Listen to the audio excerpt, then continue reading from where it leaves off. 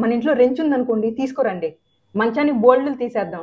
అప్పుడు మీ కోడలు వచ్చి కూర్చుంది అనుకోండి, కింద పడిద్ది. మీ సూర్య అన్నయ్య వాళ్ళు ఏ గదిలో ఉంటున్నారండి? ఈ రూమ్. ఏంటి వాళ్ళు రాకముందే సౌండ్ వస్తుంది? అయ్యో బాబోయ్, పడిపోయాను, నొట్టిరిగిపోయిందిరా బాబు. అయ్యో బాబోయ్, నేను ఈ రూమ్ లో నెట్లిప్పేశానా? ఇక్కడ ఉంటే ఇవి నన్ను ఖచ్చితంగా చంపేస్తుంది. నిన్ను శత్రువైనా నమ్మాను కదే ఇందు, చివరకు నాకే ఎసరెట్టావా? అమ్మో, ఇక్కడ నుంచి వెళ్ళిపోవాలి.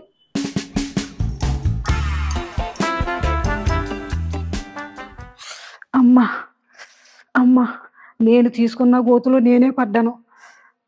ఎంత పని చేసేవే ఇందు, మా కోడల్ని బయటకు పంపమంటే నన్నే పైకి పంపడానికి చూసేవా? జీవితంలో ఇంకెప్పుడు నేను ఎవరినైనా నమ్ముతాను, కానీ నిన్నైతే నమ్మనే. ఇంకోసారి నా కంటపడు, నిన్నేం చేస్తానో చూద్దు గాని. సునంద ఆంటీ ఎలా ఉంది? ఎలా ఉందని అడిగినా తీరిందా అని అడిగినట్టుంది. అసలు ఏం జరిగిందంటే మీ సిద్ధు ఉన్నాడే. నువ్వేం చెప్పవు, నువ్వేం చెప్పినా వినడానికి నేను రెడీగా లేను. నేనేం చేయలేదు, చెప్పేది వింటేనే కదా తెలుస్తుంది. నీ మాయ మాటలు నేను నమ్మను. నువ్వు జిత్తులు మరి నక్కవే. మరి మీరేం తెలియని గంగిగోవు మరి. ఇదిగో, నువ్వెలా వంకర మాటలు మాట్లాడటం కాదు, సాయంత్రానికల్లా అర్జెంటుగా ఇల్లు ఖాళీ చేసి వెళ్ళిపోవాలా. నేను ఎందుకు చేయాలి? నా 2 నెలల అడ్వాన్స్ ఉంది ఇక్కడ, నేను చేయను. ఎందుకు ఖాళీ చేయవే? అమ్మా, నీ అడ్వాన్స్ నీకు ఇచ్చేస్తాను, ఖాళీ చేయి. అక్కడికి ఏదో తప్పంతా నేనే చేసినట్టు మాట్లాడతారేంటి? అయినా మీలాంటి ఊసరి వెళ్ళ దగ్గర నేను ఉండలేను. అప్పటికప్పుడే ప్రేమ చూపిస్తారు, అప్పటికప్పుడే కోపము. అయినా ఇంత పెద్ద హైదరాబాద్ లో నాకు ఇల్లులే దొరకవా? మీ ఇల్లు కాకపోతే నేనే వెళ్ళిపోతా. ఇల్లులు పెద్దగా ఉంటే సరిపోదు, మనసు కూడా పెద్దగా ఉండాలి. తొక్కలో మనసు గురించి నువ్వే చెప్పాలి. అయ్యలా, మీ ఇంట్లో ఒక్క క్షణం అంటే ఒక్క క్షణం ఉండను. ఒక్క క్షణం ఉన్నంటుంది, ఎంత ఉయ్యారంగా నడుచుకుని వెళ్తుందో. ఎవరో లేకపోతే నేనేం చేయలేనా? నేను చేయగలను, నేను చేస్తాను, నేనే చేస్తాను. ఎంత ధైర్యం ఉంటే నా కొడుకుని పెళ్లి చేసుకుని నా ఇంటికే వస్తావా? నిన్ను ఏదోటి చేసి తరిమేయాలి, చెప్తాను. మేనా? అత్తయ్య గారు పిలిచారా? పిలిస్తేనే కానీ రావా? కోడలంటే ఏమనుకుంటున్నావు? ఉదయమే లేచి అన్ని పనులు చేసి అత్తగారికి ఏం కావాలో చూసుకోవద్దా? మీరు ఎప్పుడు పిలుస్తారా అని నేను వెయిట్ చేస్తున్నాను అత్తయ్య గారు. మీ నోటంట మీనా అని పేరు వింటుంటేనే చాలా ఆనందంగా ఉంది అత్తయ్య గారు. నాకే కొత్త కొత్తలాడిపోతుంది. వెళ్ళి కాఫీ పెట్టి తీసుకురా. అలాగే అత్తయ్య గారు. అమ్మయ్య, మా అత్తయ్య గారు నాతో మాట్లాడాలనుకున్నాను, కానీ నాతో మాట్లాడలేదు. చాలా నాకు. నేను పేరెత్తి పిలిచానని ఆనందపడిపోతుంది. నేను ఎందుకు పిలిచాను ఇప్పుడు తెలుస్తుంది. మాట్లాడకుండా మౌనంగా ఉండి కంటే నీతో మాట్లాడి పనులన్నీ చేయించి నిన్ను చిత్రహింసలు పెట్టి ఈ ఇంటి నుంచి తరిమేస్తాను.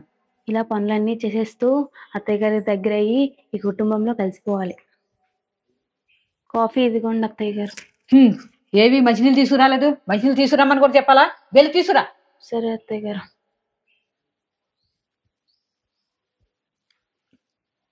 కాఫీ బాగా టేస్ట్గా పెట్టేసిందే, అయినా మనం ఒప్పుకోకూడదు. మేనా? అత్తయ్య గారు. ఏంటి కాఫీ ఎంత చండాలంగా పెట్టావు? మనిషి అన్న వాళ్ళు ఎవరైనా ఇలాంటి కాఫీ తాగుతారా? నువ్వు నీ కాఫీని బాగానే పెట్టాను అత్తయ్య గారు. ఏంటి నాకే ఎదురు చెప్తున్నావు? నిన్ను చూసి వెంటనే అనుకున్నాను నువ్వు మా ఫ్యామిలీకి సెట్ అవ్వని. అయినా నా కొడుకే కంగారు పడి నేను తీసుకొచ్చాడు. ఛీ, నువ్వు ఈ ఇంట్లో అడిగెట్టిన దగ్గర నుంచి నా జీవితంలో ప్రశాంతత లేకుండా పోతుంది. ఇంకా అలా రాయిలా నిలబడ్డామేంటి? ఇల్లు వంట చేయి.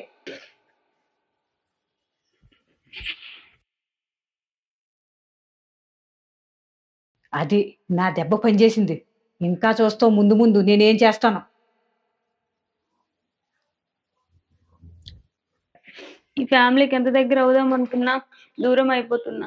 ఏంటి దేవుడా ఈ కర్మ. అమ్మా మేనా? ఏంటి మామయ్య గారు? ఏంటమ్మా మేనా అంత బాధగా ఉన్నావు? ఏమైంది? ఏం లేదు మామయ్య గారు, అత్తయ్య గారికి నేనేం చేసినా నచ్చట్లేదు. నువ్వేం చేసినా నచ్చట్లేదా? అసలు నువ్వేం చేసావు సునందకి ఏమి నచ్చలేదు? కాఫీ ఇచ్చాను మామయ్య గారు, అసలు ఏం బాగాలేదంట. అవునా? నువ్వు చేసిన కాఫీ ఇంకా ఉందా? ఉందండి. ఏది నాకు కొంచెం ఇవ్వు. తీసుకోండి మామయ్య గారు. కాఫీ చాలా బాగుందా? అయినా సునంద నేను తిట్టిందా? అవును మామయ్య గారు. నువ్వు నీ పని చేసుకో అమ్మా, నేను మళ్ళీ వస్తాను. సరే మామయ్య గారు. ఏంటి సునంద, కాఫీ బాగోలేదన్నావా? అన్నాను, అస్సలు బాగోలేదు. మరి కాఫీ ఏది, ఎక్కడ పెట్టావు? వేస్ట్ అవ్వడం ఇష్టం లేక తాగేసాను. ఇంకెన్నెన్ని అబద్ధాలు ఆడతావు సునంద? కాఫీ అంత బాగుంటే కాఫీ బాగోలేదని మీనాన్ని తిడతావా? నీ గురించి అంత ప్రేమగా కాఫీ పెడితే మీనాన్ని ఏడిపించడమే కాకుండా నీకు జాలి కరుణ లేకుండా తిరిగి పనులు చెప్తావా? నా ఇష్టం, నేను ఇలాగే ఉంటాను, నాలాగే ఉంటాను, నేను నచ్చినట్టే చేస్తాను. ఇష్టం అంటే ఇంట్లో ఉంటది, లేదంటే పోద్ద బయటికి. నీకెంత చెప్పినా మారవసరం నీ పని చెప్తాను, ముళ్ళును ముళ్ళుతోనే తీయాలి. అమ్మా మీనా, మామయ్య గారు. నేను చెప్తూనే ఉన్నాను కదమ్మా, నీ అత్తయ్య గారు నిన్ను కావాలనే తిడుతుంది, నువ్వేమో అమాయకంగా నమ్మేస్తున్నావు. ఏదైనా ఎత్తుకు పై ఎత్తేసి మీ అత్తయ్య గారు తింగాటం వదిలించాలా. తప్పు కదా మామయ్య గారు, అలా చేస్తే. అసలు తప్పేం కదమ్మా, ఎవరైతే మనల్ని ఏడిపించాలని చూస్తారో వాళ్ళ దగ్గర మనం సంతోషంగా ఉన్నట్టు నటించాలా. అప్పుడే వాళ్ళ కుమిలిపోయి ఏదో రోజు వాళ్ళ మార్పు వస్తుంది. నాకెందుకో ఇది కరెక్ట్ కాదనిపిస్తుంది మామయ్య గారు. చూడమ్మా మీనా, నువ్వు కూడా ఈ ఫ్యామిలీలో ఒక మెంబర్వే. మీ అత్తని మార్చుకోవాల్సిన బాధ్యత నీకుంది. మంచి కోడలు రావడం లేదని కొంతమంది అత్తలు బాధపడుతుంటే వచ్చిన మంచి కోడల్ని అదృష్టం అనుకోక నీపై దురుసుగా ప్రవర్తిస్తుంది. ఇలాంటి దానికి తగిన శాస్తి చేయాలి. అందుకనే నేను చెప్పినట్టు విను. ఏంటి మామయ్య గారు అది? సరే మామయ్య గారు, మామయ్య గారు చెప్పినట్టు ఇప్పటి నుంచి ఒడియాలో మాట్లాడి అత్తయ్య గారు కన్ఫ్యూజ్ చేద్దాం. వస్తుందమ్మా వయ్యారి. మీనా, కొంచెలొచ్చే మౌసి. చలేస్తుందా? నేనేం మాట్లాడుతున్నాను, ఇదేం మాట్లాడుతుందా? తుమ్మకు కిచ్చి దొరకరే మొత్తం డక్కే మౌసి. నేను తిట్టిన తిట్లకి పిచ్చెక్కేసిందే ఏంటి? ఏం మాట్లాడుతున్నావు నువ్వు? నువ్వు ఒడియాలో కొత్త వచ్చి. దీనికి ఏదో అయ్యింది. ముందెళ్ళి నువ్వు నీ పనులు చేసుకో. మౌసి. ఇప్పుడు నాకు అర్థమైంది, ఇదేదో భాషలో నన్ను తిడుతుందా. ముందు నీ పని చెప్తాను.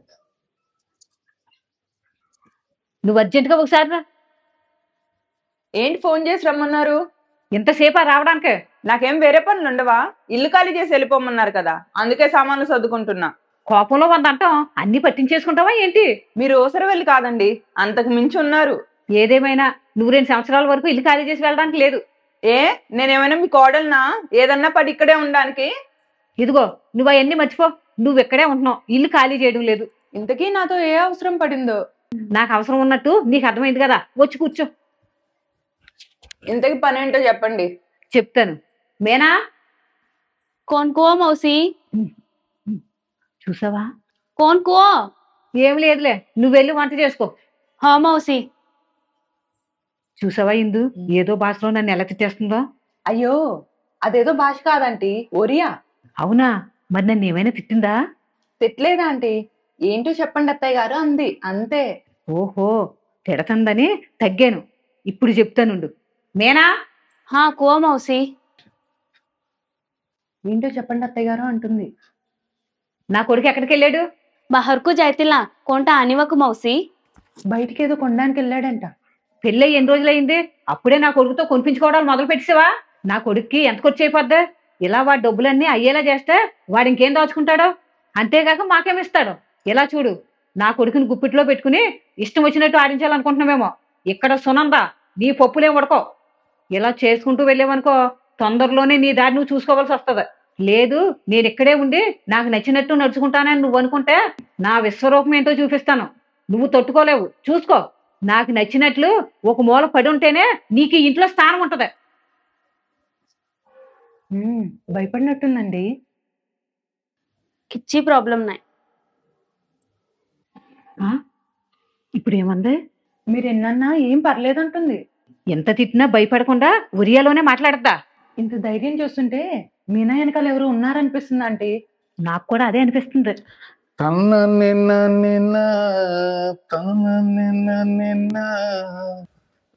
నాకెందుకు మీ ఆయన గారు అనిపిస్తుంది. అయ్యుండొచ్చు. ఈసారి మనకే ఒకళ్ళ కాదు, 2 శత్రువులు. ఈసారి మనం వేసే ప్లాన్ ఎలాగుండాలంటే దిమ్మ తిరిగి బొమ్మ కనపడాలి.